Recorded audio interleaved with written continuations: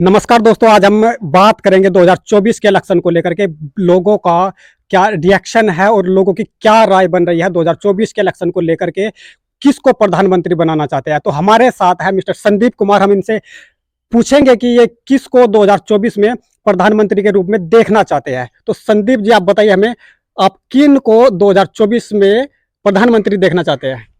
मैं नहीं, ये मेरा नहीं है, जवाब नहीं है अकेले का। मैं ये सारी जनता का जवाब है। जनता चाहती है कि बहन कुमारी मायावती जी को 2024 में प्रधानमंत्री का कैंडिडेट घोषित किया जाए, और बहन जी ही खुद चाहती है, और भी लोग ये चाहते हैं कि बहन जी 2024 में अगर प्रधानमंत्री बनती है तभी दलितों के जीवन में सुधार हो सकता है।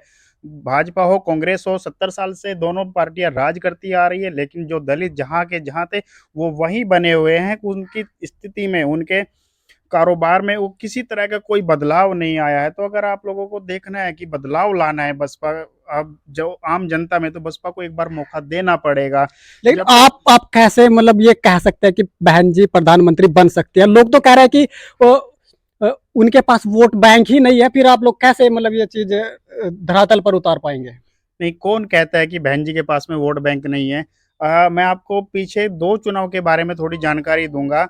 आम आदमी पार्टी ने पिछले दो इलेक्शन में दिल्ली में स्वीप किया है, और विधानसभा के चुनाव में। लेकिन लोकसभा का चुनाव आम आदमी पार्टी दिल्ली में हार जाती है, तो कहाँ जाता है उसका सारा वोट?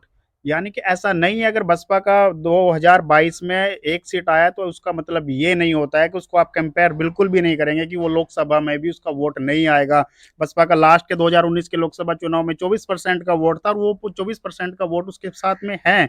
मैं इससे पहले के एक और चुनाव के बारे में आपको बताऊं, वर्तमान में सीट कितनी है बसपा के पास 2018 में? के 2000 मैं वही वही बता रहा हूँ, आप मेरे बात को पूरी होने दीजिए। चलिए, 2018 ठीक है, के ठीक चुनाव में कांग्रेस ने मध्य प्रदेश और राजस्थान को एक तरफा जीत लिया था, लेकिन जैसे 2019 का लोकसभा चुनाव होता है तो कांग्रेस 27 सीटें मध्य प्रदेश में है, और शायद 31 सीट राजस्थान में। सारी की सारी को भाजपा जीत जाती है, कांग्रेस को एक भी सीट नहीं मिलती है। तो इसका ये मतलब नहीं होता है कि आप जो विधानसभा का रिजल्ट होगा वही लोकसभा का रिजल्ट होगा। अगर लोक विधानसभा में बसपा की एक वोट सीट आई है, तो उसका कोई मतलब नहीं है कि उसकी है। लोकसभा लोग में सीट नहीं आएगी। वो लोकसभा में बसपा की सीट डेफिनेटली आएगी, और 24 से 25% उसका वोट परसेंटेज भी बढ़ेगा। जैसे अभी जयंत ने क्या किया कि जयंत ने ये इंडिया गठबंधन को छोड़कर भाजपा की तरफ चले गया। तो पश्चिम यूपी में जैसे सपा का गठबंधन था वो बिल्कुल खत्म हो गया, लोगों का मन उठ चुका है सपा से, और आरएलडी से बसपा की तरफ जो वोट थी पहले से, वो और भी ज्यादा मजबूत हुई है जयंत के भाजपा की तरफ जाने से। जैसे जैसे ये लोग इंडिया गठबंधन को छोड़ के भाजपा इंडिया एनडीए गठबंधन में जाएंगे, तो बसपा का वोट ज्यादा से ज्यादा बढ़ेगा, और बसपा मजबूती से लोकसभा चुनाव लड़ेगी। ये बहन जी का जो निर्णय है वो बहुत अच्छा निर्णय है, सराहनीय निर्णय है।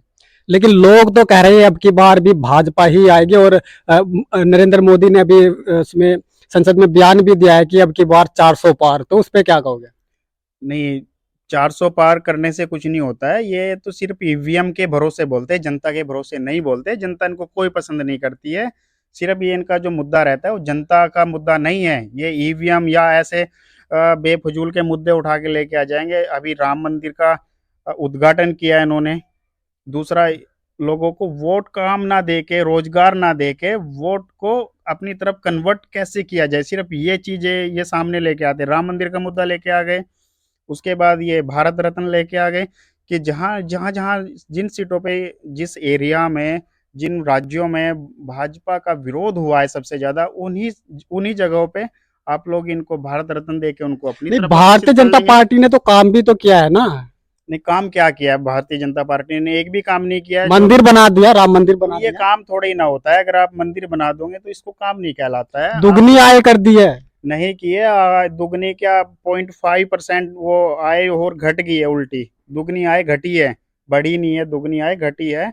और कोई रोजगार नहीं दिया गया किसी तरह का भी। एक प्रकार से क्राइसिस हो रहा है, जैसे कि हर देश में ये हुआ है, काफी सारे देशों में, कि आजादी के 75 ईयर्स के बाद में एक इंटरनली गृह युद्ध की स्थिति जैसे रहती है, वही स्थिति भाजपा ने अपने देश में बना दी है। हिंदू मुस्लिम करके, दलित दलित सवर्णों की लड़ाई कर करके, कि एक गृह युद्ध की स्थिति भाजपा ने इस देश में बना दी है।